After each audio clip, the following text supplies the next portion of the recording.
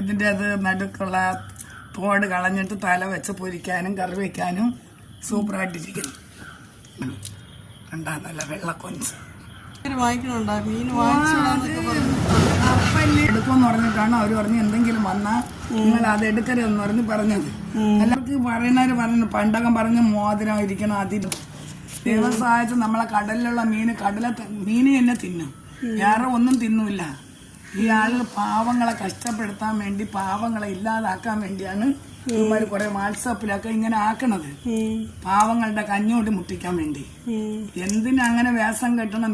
മീനെ തന്നെ തിന്നും, മീനല്ലാതെ വേറെ ഒരു വക തിന്നൂല്ല. അതോടാത്തോണ്ടാണ് ഇങ്ങനെ പാവപ്പെട്ട ജനങ്ങളെയൊക്കെ പറ്റിക്കുന്നത്.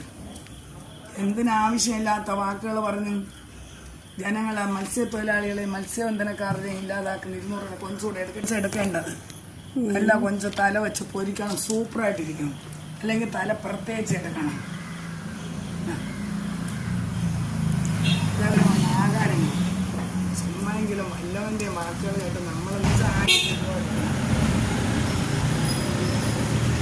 ആൾക്കാര് ചില ആളുകൾ വിഴിഞ്ഞ വഴിയായിട്ട് കുറച്ച് പോകും, ഉൾക്കടലിൽ പോണില്ല. ഉൾക്കടലിൽ പോകാൻ വേണ്ടി അവർക്ക് പറ്റുന്നില്ല. കാറ്റും കോളങ്ങളും അത് അവർക്ക് ആപത്തുകൾ ഉണ്ടാവുമെന്ന് പറഞ്ഞിട്ട് അവർ പോണില്ല. പിന്നെ 2-3 കൊച്ചു വള്ളങ്ങൾ പോയാൽ കര പോയി തൊലമ്പിക്ക് ഭയങ്കര വില കിട്ടും. ഒരു അയില 100, 150 ഇങ്ങനെയാണ് വിൽക്കുന്നത്. ഇത് വാങ്ങിച്ചുകൊണ്ട് വീടുകളിൽ വന്നാൽ ഒരാൾക്ക് 100 രൂപയ്ക്ക് 2 തരണം. പാവപ്പെട്ട നമ്മളെന്തിനു ചെയ്യും? ചുമ്മാ എങ്കിലും ഒരു കപ്പ്